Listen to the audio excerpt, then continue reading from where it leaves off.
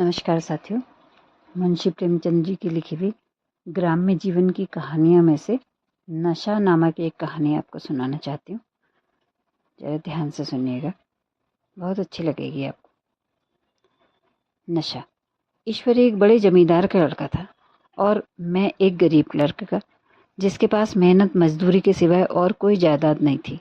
मैं जमींदारों की बुराई करता, उन्हें हिंसक पशु और खून चूसने वाली जोंक और वृक्षों की चोटी पर फूलने वाला बंझा कहता। वो जमींदारों का पक्ष लेता, पर स्वभावतः अपना पहलू कुछ कमजोर होता था उसका, क्योंकि उसके पास जमींदारों के अनुकूल कोई दलील नहीं थी। ये कहना कि सब मनुष्य बराबर नहीं होते, छोटे बड़े हमेशा होते हैं और होते रहेंगे, ये लचर दलील थी। किसी मानुषिक या नैतिक नियम से इस व्यवस्था का औचित्य सिद्ध करना कठिन था। मैं इस वाद विवाद की गर्मा गर्मी में अक्सर तेज हो जाता और लगने वाली बात कह जाता, लेकिन ईश्वरी हार कर भी मुस्कुराता रहता। मैंने उसे कभी गर्म होते नहीं देखा। शायद इसका कारण ये था कि वो अपने पक्ष की कमजोरी को समझता था। नौकरों से वो सीधे मुंह बात नहीं करता। अमीरों में जो बेदर्दी और उदंडता होती है, इसमें उसे भी प्रचुर भाग मिला था। नौकर ने बिस्तर लगाने में जरा भी देर की, दूध जरूरत से ज्यादा गर्म या ठंडा हुआ, साइकिल अच्छी तरह साफ नहीं हुई तो वो आपे से बाहर हो जाता। सुस्ती या बदतमीजी उसे जरा भी बर्दाश्त नहीं थी, पर दोस्तों से और विशेषकर मुझसे उसका व्यवहार सौहार्द और नम्रता से भरा हुआ होता था।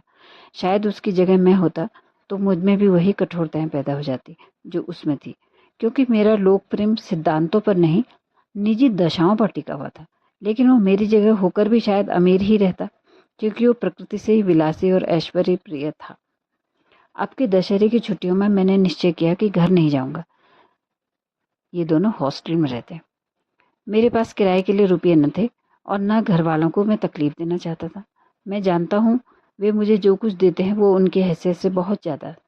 इसके साथ ही परीक्षा का भी ख्याल था। अभी बहुत कुछ पढ़ना बाकी था और घर जाकर कौन पढ़ता है। बोर्डिंग हाउस में भूत की तरह अकेले पड़े रहने को भी जी नहीं चाहता था। इसलिए जब ईश्वरी ने मुझे अपने घर चलने का न्योता दिया तो मैं बिना आग्रह के राजी हो गया।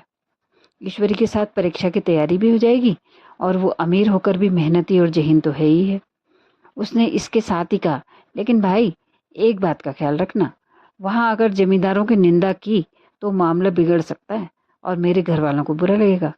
वो लोग तो असामियों पर इसी दावे पर शासन करते हैं कि ईश्वर ने असामियों को उनकी सेवा के लिए ही पैदा किया है।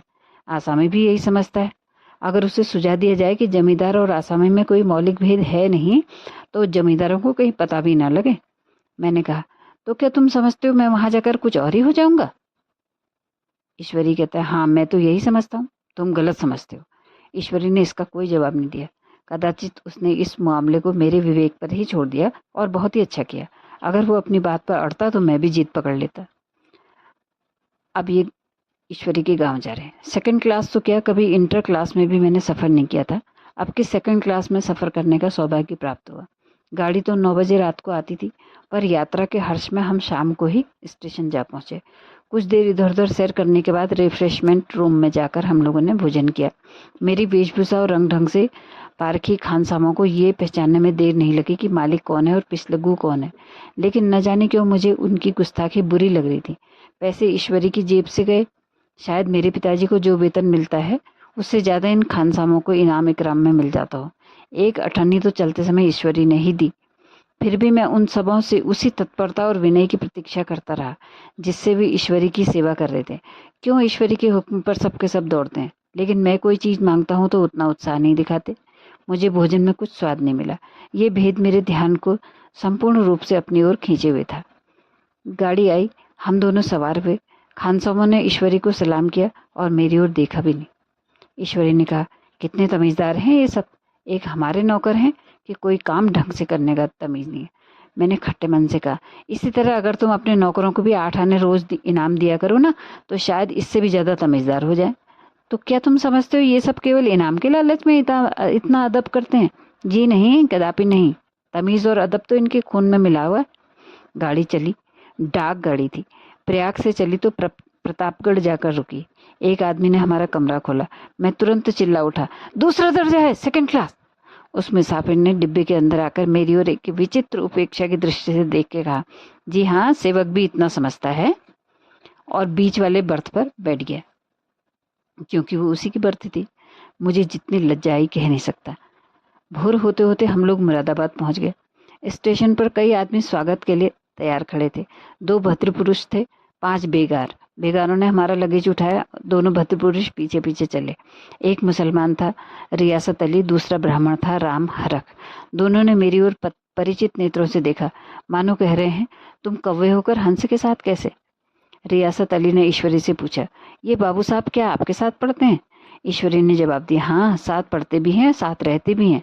यूँ कहिए कि आपकी ही बदौलत में इलाहाबाद में पढ़ा हूँ, नहीं तो कब का लखनऊ चला आया होता। अब की तो मैं इन्हें घसीट ही लाया। इनके घर से कई तार आ चुके हैं, मगर इन्होंने इनकारी जवाब दिलवा दिया। आखिरी तार तो अर्जेंट था, जिसकी फीस 4 आने हर शब्द पर थी, पर यहाँ से भी उसका जवाब इनकारी में ही गया। दोनों सज्जनों ने मेरी ओर चकित नेत्रों से देखा और आतंकित हो जाने की चेष्टा करते हुए जान पड़े।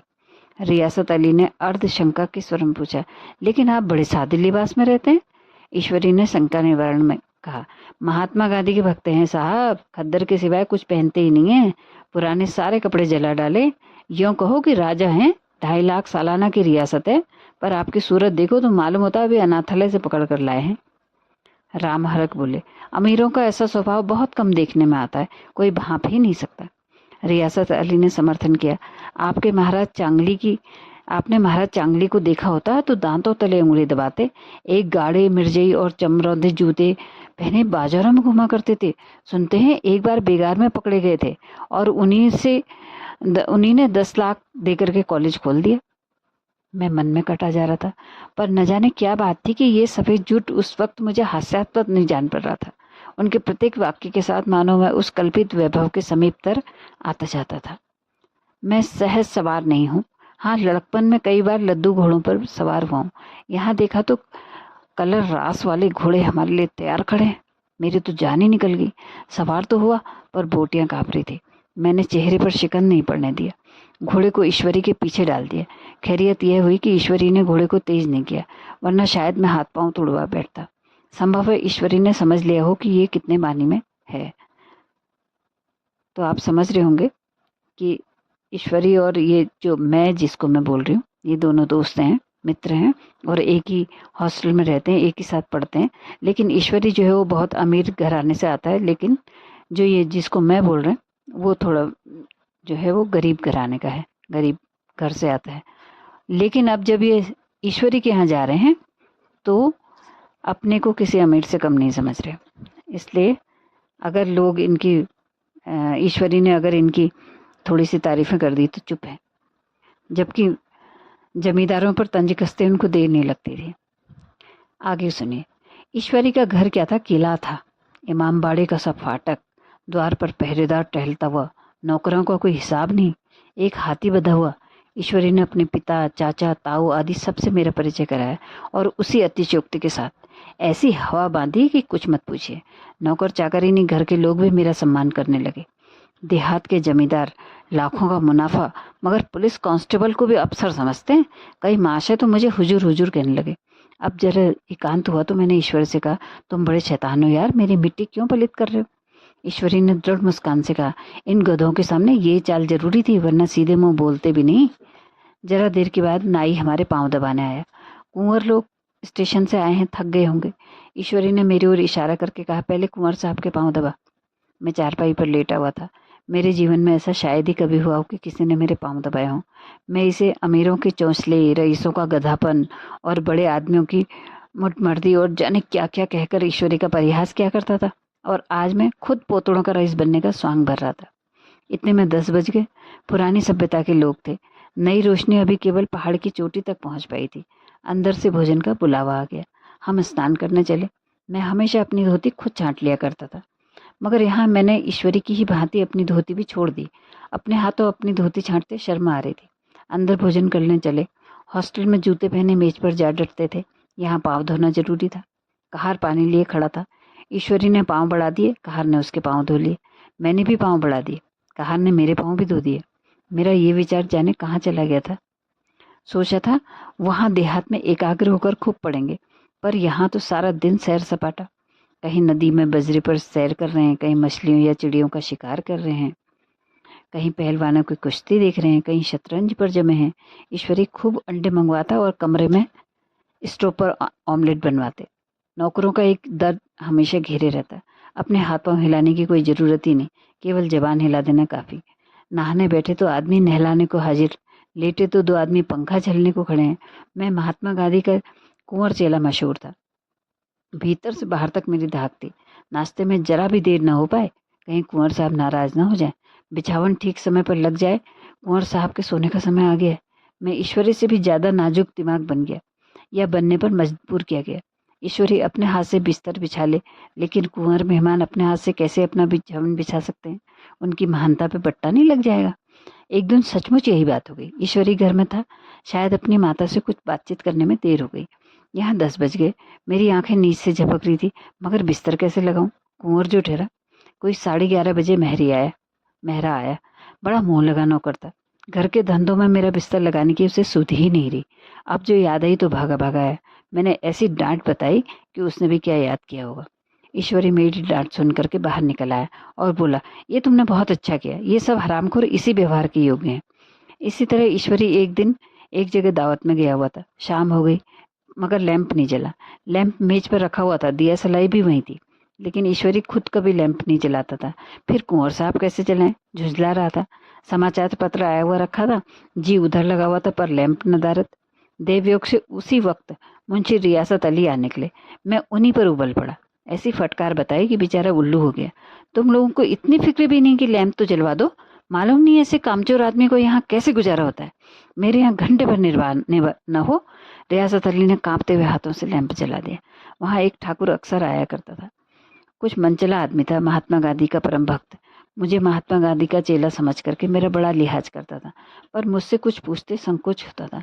एक दिन मुझे अकेला देख के आया और हाथ बांध कर बोला, सरकार तो गांधी बाबा के चेले हैं ना? लोग कहते हैं कि यहाँ सुराज हो जाएगा तो जमींदार ना रहेंगे। मैंने शान जमाई, जमींदारों के रहने की जरूरत ही क्या है? यहाँ लोग गरीबों का खून चूसने की सेवा और करते क्या है? ठाकुर ने फिर पूछा, तो क्यों सरकार सब जमींदारों की जमीन छीन ले जाएगी? मैंने कहा, बहुत से लोग तो खुशी से दे देंगे, जो लोग खुशी से नहीं देंगे उनकी जमीन छीननी पड़ेगी। हम लोग तो तैयार बैठे हुए हैं, जो ही स्वराज हुआ अपने सारे इलाके आसामियों के नाम हिबा कर देंगे। मैं कुर्सी पर पांव लटकाए बैठा था। ठाकुर मेरे पांव दबाने लगा, फिर बोला, आजकल जमींदार लोग बड़ा जुल्म करते हैं सरकार। हमें भी हुजूर अपने इलाके में थोड़ी सी जमीन दे दें, चलकर वहीं आपकी सेवा में रहेंगे। मैंने कहा, अभी तो मेरा कोई अख्तियार नहीं है भाई, लेकिन जो ही अख्तियार मिलेगा मैं सबसे पहले तुम्हें बुलाऊंगा। तो मैं मोटर ड्राइवरी सिखाकर अपना ड्राइवर बना लूंगा। सुना, उस दिन ठाकुर ने खूब भंग पी और अपनी स्त्री को खूब पीटा और गांव के महाजन से लड़ने को तैयार हो गया। छुट्टी इस तरह से समाप्त हुई और हम फिर से प्रयाग चले। गांव के बहुत से लोग हम लोगों को पहुंचाने आए। ठाकुर तो हमारे साथ स्टेशन तक आया।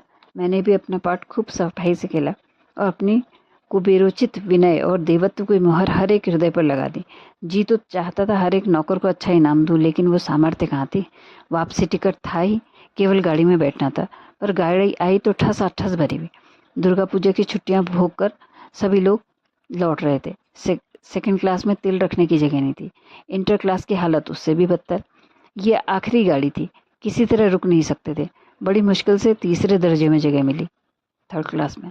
हमारे ऐश्वर्य ने वहाँ अपना रंग जमा लिया, मगर मुझे उसमें बैठना बुरा लग रहा था। आए थे आराम से लेटे लेटे, जा रहे थे सिकुड़े हुए। पहलू बदलने की भी जगह नहीं थी।